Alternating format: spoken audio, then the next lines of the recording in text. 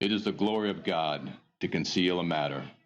To search it out is the glory of kings. This is the Message to Kings podcast.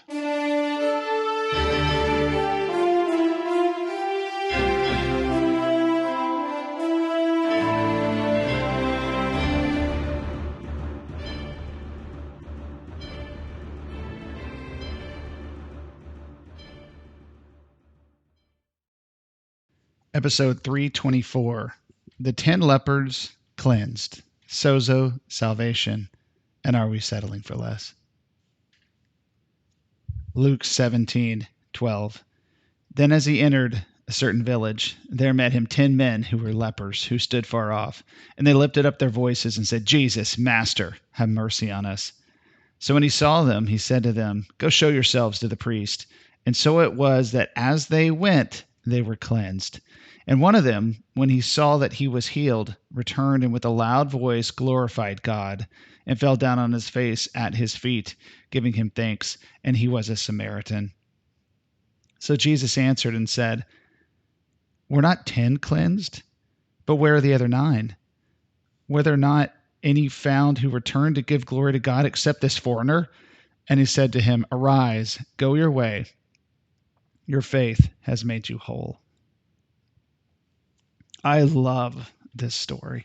I mean, it's so awesome. Jesus is, it appears that he's between Jerusalem and Galilee somewhere. He could be in Samaria. Probably not, but there is a Samaritan in this story. A Samaritan in the story. There's 10 lepers.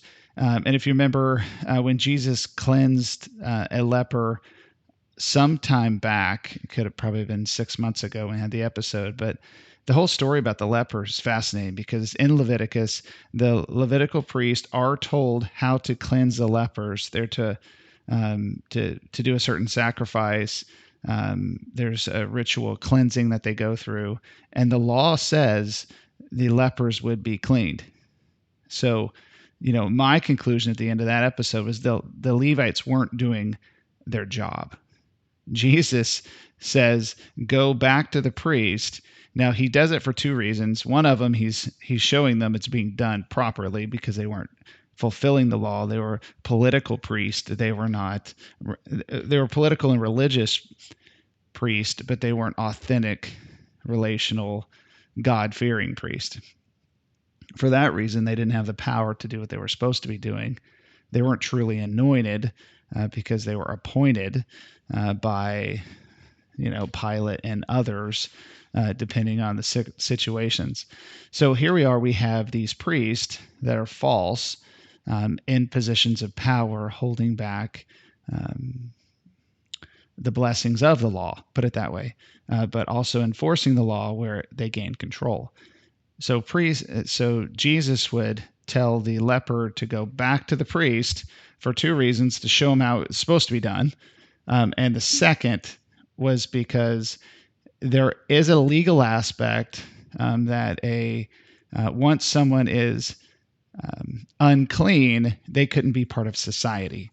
So once they went back to the high priest, they could be certified as clean. And once they could be clean, they could be a part of society again. So that is very important. And Jesus would abide by that standard just for the dignity of these people to get clean again, to become part of normal society. So he sends them back. And I don't even know if they make it all the way. I can't really tell by the way I read it. But he sends them on their way, and it says they are healed.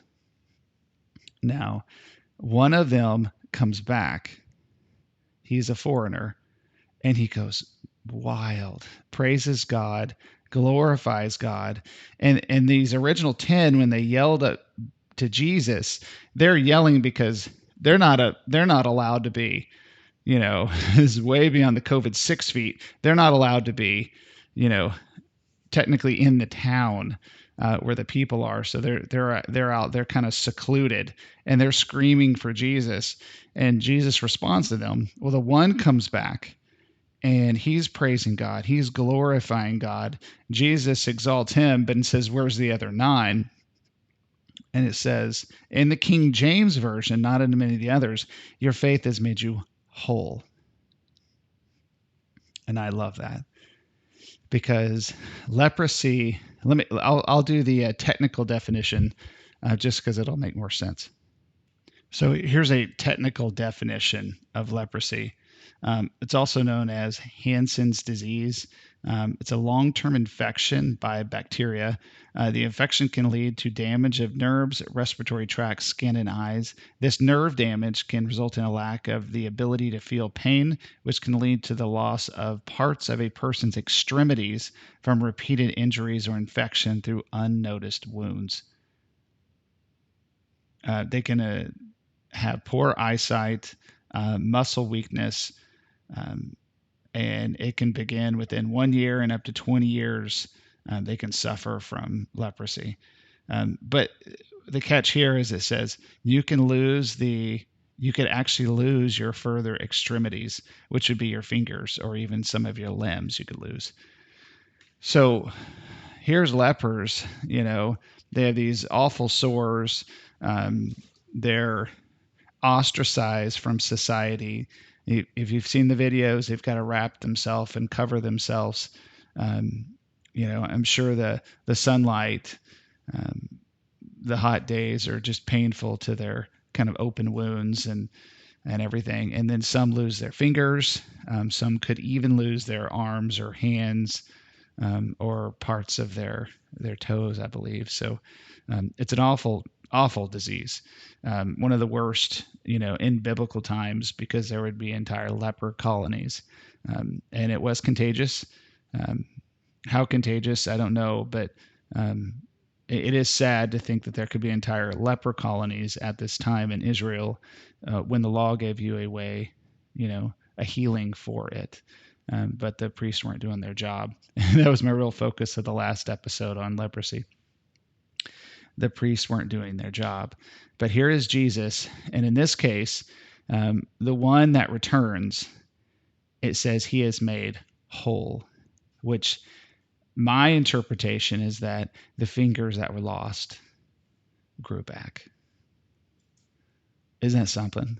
It's so beyond, the 10 guys, raised their hands at church to get saved, and they didn't go back to church to get discipled, right? But this one guy, he goes back and he receives more. And I love the Greek word for salvation. It's not just saved. The word is sozo, and it means saved, healed, and delivered. There's so much more. Horrible analogy because it's kind of weak in its original way to look at it. But I remember my wife had a job. This was 15 years ago or more. And she had a cell phone. So she had one of the first iPhones, and maybe it was more than 15 years ago. But it was sweet. And she had it for a couple of years. And I had some old rickety phone, and it was time for a new one.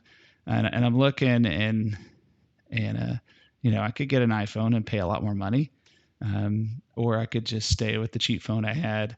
And and Janelle's like, why would you settle for less? And it is a very simple analogy, but apply it spiritually.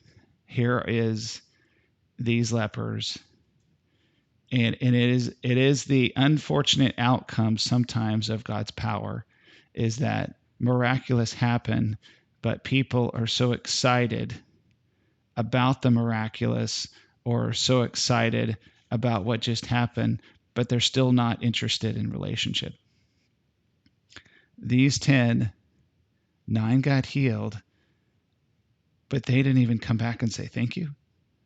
They didn't run back and sit at his feet like Mary did, right? This is the kind of unfortunate, fickle nature of human beings sometimes, is that they miss the most important thing. And the most important thing is the God of the universe is standing before you.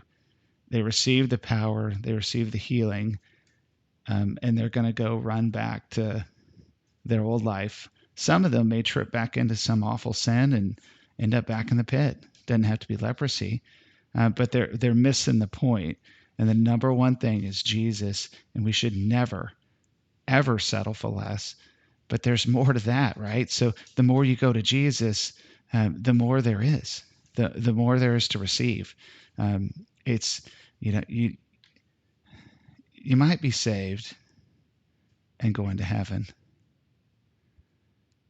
but there's also a healing and there's a deliverance.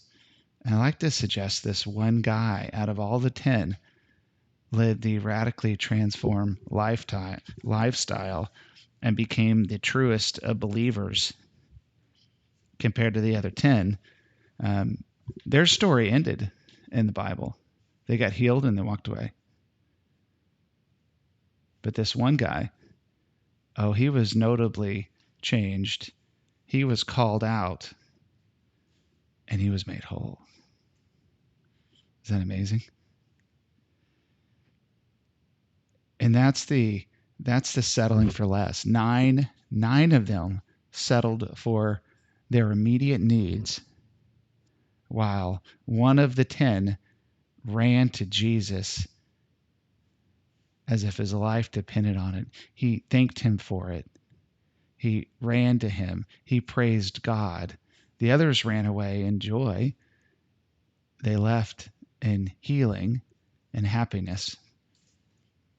But one of them came back and glorified God. He's the one who was blessed. He's the one who was made whole. He's the one who, being a Samaritan, was probably hanging out with Philip the evangelist one day when they were doing those tent meetings in Samaria in the book of Acts. He was there telling his story, talking about lepers being cleansed. I was one of them. And he was hanging out with Philip, and he was on his ministry team. The others, they were probably having a fine life. But which one had more eternal fruit? Which one was made whole? Which one was transformed? Which one did not settle for less? Count me as one who never settles for less. I want to run back to God. I want to glorify him. I want to tell his testimonies and his stories and what he's done. How about you?